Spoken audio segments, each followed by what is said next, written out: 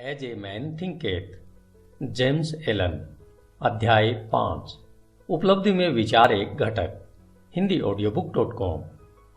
आप जो भी पाते हो या पाने में असफल होते हैं तो यह सब आपके विचारों का सीधा सीधा नतीजा है। इस न्यायपूर्ण व्यवस्थित संसार में जहां संतुलन की कमी विनाश ला सकती है, वहां व्यक्तिगत जिम्मेदारी अवश्य पूर्ण होनी चाहिए। आपकी ताकत या कमजोरी, सफलता या असफलता, जय या पराजय, सुख या दुख जैसी कोई भी दशा केवल आपकी ही है, किसी दूसरे की नहीं है। जैसा आप सोचते हैं वैसे ही आप हो, जैसा आप सोचते रहते हैं वैसे ही आप बन जाते हैं। सशक्त लोग कमजोर लोगों की मदद तब तक नहीं कर सकते जब तक कमजोर लोग मदद लेने के लिए तैयार नहीं होते।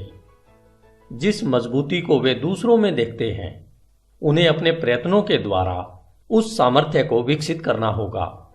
केवल और केवल हम खुद ही अपनी दशा को बदल सकते हैं।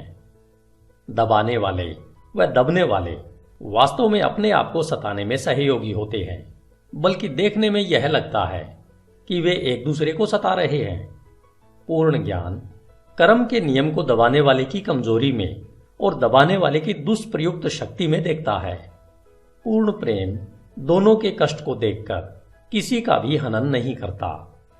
पूर्ण करुणा दबाने वाले और दबने वाले दोनों को ही अपनाती है।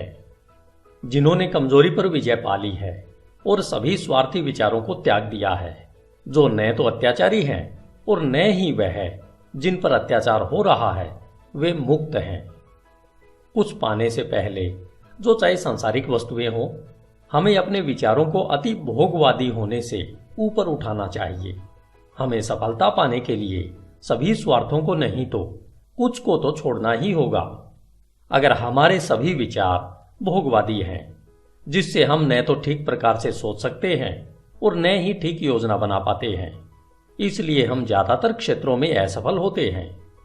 हमने अभी तक अपने विचारों को प्रभावशाली तरीके से नियंत्रित नहीं किया है और इसलिए हम गंभीर जिम्मेदारियों को अपनाने के योग्य नहीं होते।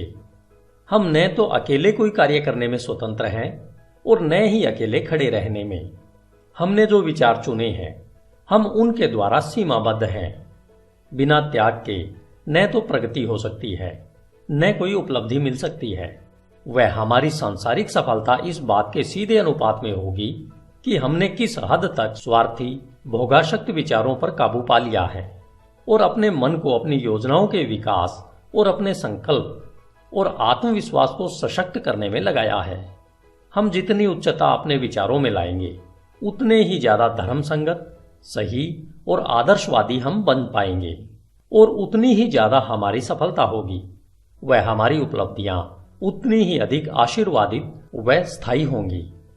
लोभी, बेईमान व दुष्ट इंसान का साथ ब्रह्मांड कभी नहीं देता, लेकिन सरसरी तौर पर लग सकता है कि ऐसा हो रहा है। वह ईमानदार, उदार हृदय व पुण्यात्मा की मदद करता है। समस्त योगों के महान शिक्षकों ने यह अलग अलग तरीके से दुनिया को बताया है कि इसको जानने व सत्य साबित करने के लिए आपको विचारों को उच्च करके अपने आप को पुण्यात्मा बनाने में कार्यरत रहना है। बौद्धिक उपलब्धियां, ज्ञान की खोज या जीवन और प्रकृति में सुंदरता व सत्य की खोज में अर्पित विचारों का नतीजा है। ऐसी उपलब्धियां कई बार महत्वाकांक्षाओं व अभिमान से जोड़ी जा सकती हैं, परंतु वे इन विशेषताओं का परिणाम नहीं है, वरन लंबे और कठिन परिश्रम का व शुद्ध और निस्वार्थ विचारों का स्वाभाविक नतीजा है। आध्यात्मिक उपलब्धियां पवित्र महत्वाकांक्षाओं की सिद्धि है। जो लोग लगातार पुण्य व उच्च विचारों की भावना रखते हैं, जो उन सब पर चिंतन करते हैं, जो शुद्ध व निस्वार्थ हैं, सूर्य और चंद्र की पूर्णता की तरह अवश्य ही अपने चरित्र में पुण्यात्मा व ज्ञानी बनते हैं और एक प्रभावशाली और धनी स्थिति तक ऊपर पहुंचते हैं। हम संसार में उच्च सफलता पा सकते हैं और आध्यात्मिक लोक में भी उच्च स्थिति तक उठ सकते हैं, और दंभी, स्वार्थी व दूषित विचारों को अपने में समाकर हम कमजोर और दुर्भाग्यशाली स्थिति में गिर सकते हैं। सही विचार द्वारा प्राप्त विजय को केवल सार्थकता द्वारा ही बनाए रखा जा सकता है। जब सफलता मिलना तय होता है तो बहुत से चूक जाते हैं और शीघ्र ही असफलता को चखते हैं। समस्त उपलब्धियां चाहे व्यापार, बौद्धिक या आध्यात्मिक जगत में हो, निश्चित रूप से निर्देशित विचारों का फल है और उसी नियम के अधीन है और उसका वही तरीका है। फर्क सिर्फ प्राप्ति के लक्ष्य में है। वे जिन्हें बहुत कम मिलता है उन्हें थोड़ा त्याग भी करना चाहिए, और जो ज्यादा प्राप्त करते हैं उन्हें ज्यादा त्याग करना चाहिए। वे जिन्हें उच्चतम मिलता है उन्हें महान त्याग करना चाहिए। धन्यवाद। HindiAudiobook.com। आपका दिन शुभ हो।